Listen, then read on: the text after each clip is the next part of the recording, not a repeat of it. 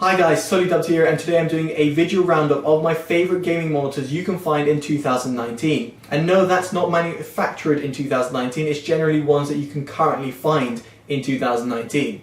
And yes, I do realise it's not at the end of the year, but I thought it's a good time to make this video. Now, I have reviewed over 120 different monitors from all different manufacturers and all different price ranges. And in this respect, I'll be focusing on gaming-centric ones only, and ones I would personally recommend to friends and family. I am not paid, I'm not sponsored, and I'm completely unbiased. I'm going based on the suggestion of me wanting to buy my monitor, if it was myself, at a certain price range. So yes, we'll be talking about cheap 1080p monitors that you can find to ultra expensive 4K gaming monitors with everything included. So without further ado, let's get into this roundup. So first off, we start with the AOC G2260VWQ6. What a mouthful. It's a 21.6 inch monitor with a TN panel, and it runs at full HD. Why you might want this monitor for gaming is simply because it runs at a 75Hz refresh rate and has a pretty good input lag. However, colours aren't that great, and it's a pretty small size screen. Next up, we've got the iiyama G2530HUA. This is a 24.5 inch screen, so a little bit bigger than the AOC. Still runs at full HD and 75Hz. However, that bigger screen is going to be a little bit better for different types of games, and more so, the actual panel itself has slightly better colours, so one that you might want to consider if you've got a little bit of extra budget. From there, we take a step up. We go to the AOC Q3279VWFD8. This is a 31.5 inch monitor, has an IPS panel, runs at 1440p resolution, but has a response time of 5 milliseconds. This is a big screen monitor, and it's perfectly ideal for those who are casual gamers. If you're a competitive gamer as such, it won't really appeal to you from its resolution to its refresh rate. However, for those people who are more casual gamers or ones who don't need super responsive panels when it comes to FPS gaming, this is an absolute top pick, especially at its price. Now, moving things into 144Hz range, you're really appealing to a majority of gamers here. You've got the Samsung CFG73 or the CFG70. They're both pretty much identical type of models, except one has a different stand. The 73 is a newer model. Now, you can find it in 24 and 27 inch variants. It has a V8 panel, runs at full HD, and has a 144Hz refresh rate. Now, the V8 panel has its pros and cons, but overall, when it comes to color accuracy, response time, and that refresh rate that you're getting, plus you're getting a curved monitor, you're getting a pretty good deal. And ultimately, this is kind of like the best 1080p 144Hz monitor you can buy at this sort of price. And now we move into the AOC CQ32G1. This is a 31.5 inch monitor that has a V8 panel and 1440p, and it runs 144Hz. Now, this is very much like a bigger brother than the Samsung. It offers same sort of response times and input lag, and yet has fantastic color accuracy. So if you're looking at a larger sized monitor and still want something that's pretty affordable, this AOC monitor is a great pick. Now, I'm not a big fan of monitors that push the over 144Hz refresh rate, but if you're one who's serious about competitive gaming, and as I said, someone who plays like Counter-Strike on a daily basis at a very top level, then you might want to consider monitors that hit above 144Hz. Will you notice the difference or not is up to you. Personally, I stick to 144Hz because it's a sweet spot for me. However, if you want that extra hertz, then this ViewSonic XG2530 is a 25 inch full HD 240Hz monitor. So you're going to get fantastic refresh rate, and therefore you're not going to get any sort of tearing in terms of frames. So it's a really good monitor for esports fanatics. Now, if you want an affordable, good quality 1440p monitor, the AOC AGON AG271QX is a 27 inch TN 1440p monitor that runs at a refresh rate of 144Hz. It's a great overall monitor and one that produces really good colors.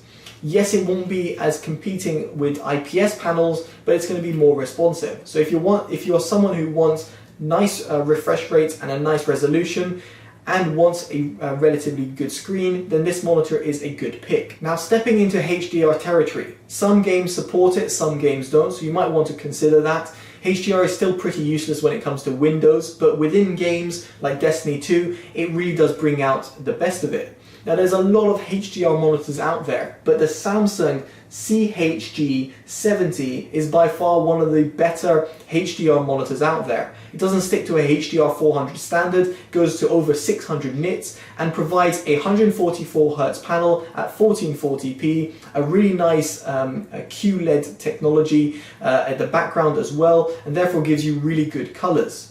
So if you're looking for a HDR monitor, this would be my absolute top pick. Next up is my own monitor, and I can look at you straight away at the camera because I know the model by heart. It's the Acer XF270HUA. Now I've got the older non-HUA model, I've got the HU model, but the two models are pretty much identical. One has just thinner bezels. The HUA is the one that's currently available and not discontinued, unlike mine, and it has 144Hz, 1440p and an IPS panel. The IPS panel is absolutely fantastic, and yes, you might get some backlight bleed depending on your sort of panel lottery, but other than that, its color accuracy is fantastic and its input lag is among one of the best monitors you can buy in the market.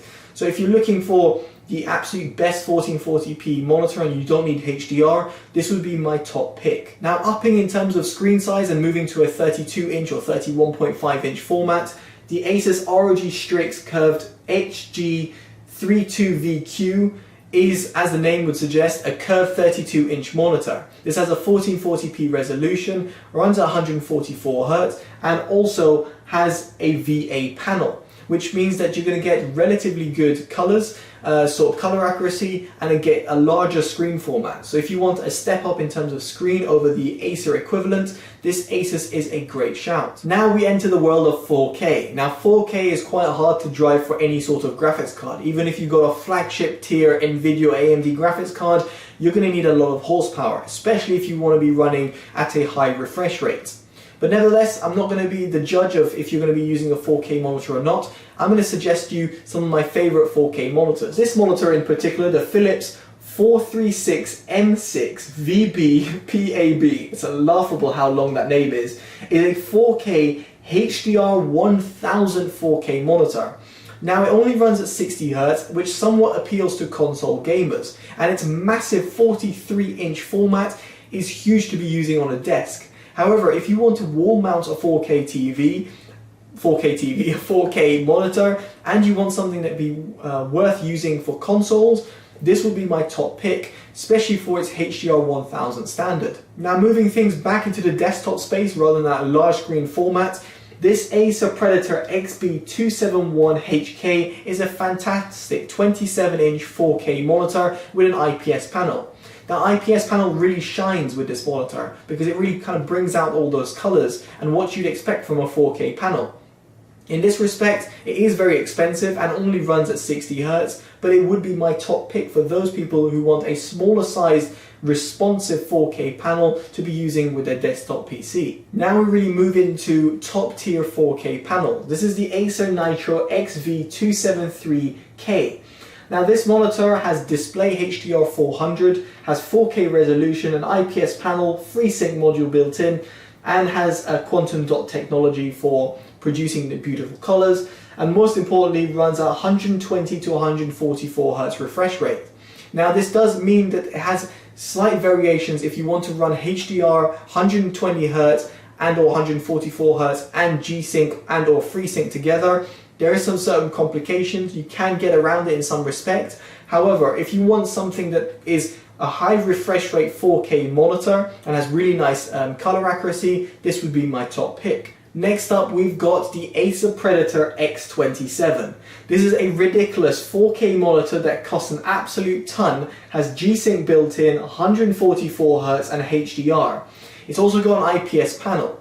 Now this monitor really does appeal to a lot of people who've got a ton of money to spend on a monitor. Now we move into the world of ultra-wide monitors. Now ultra-wide monitors come in all shapes and sizes, but there's certain monitors that really stand out. You can get very cheap ultra-wide monitors, but those wouldn't be my personal suggestion.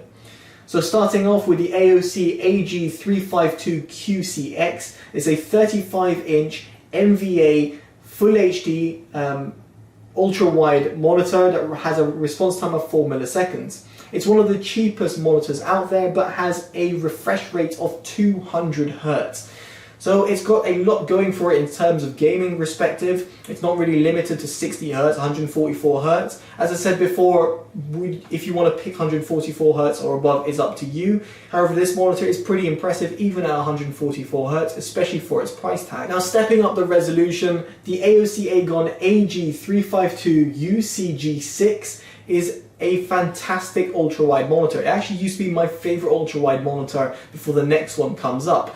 Now, this monitor has a 1440p resolution, runs at 120 Hz, has NVIDIA G-Sync built in, and also has a 4 millisecond response time.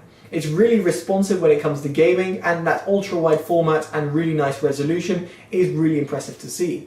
So if you're looking for a very impressive ultra-wide monitor and a step up over the 1080p and can afford it, this AOC monitor would be my top pick. And finally, to round off, the ultra-wide from LG, the 34GK950F, is a 34-inch 1440p IPS monitor that has 144 Hz and HDR. Now, the HDR capabilities are a little bit hit and miss, given that it's limited to HDR 400 standard, so it's not going to produce really bright HDR results. However, the combination of what you get over here is, to me, the best ultra-wide monitor you can find on the market. Especially that panel, it's absolutely stunning to look at. So there you have it. That's my cherry pick list of my favorite gaming monitors I personally recommend in 2019. Now, there will be monitors out there that I have tested and I haven't made the roundup, and in a rare occasion, if I haven't tested them, there's no way I can comment on them. So therefore, there's no way I can actually recommend them. Now, feel free to ask me in the comments below why certain monitors made it or certain monitors didn't, or if there's certain monitors you were thinking about and or that are in this roundup and you were kind of confused as to which one you should pick or which one would be better for you.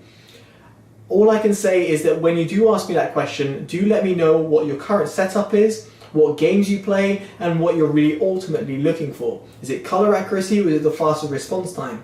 Is it refresh rate, or is it the resolution? Is it an MMORPG, or is it a fast-paced FPS game? It's very important to realize your situation might be different from the next. So do bear that in mind when you're posting a comment below. So there we go, guys. I've been Totally Dubbed. If you've liked this video, make sure you give it a like, subscribe if you haven't already, and favorite and share to share with your family and friends.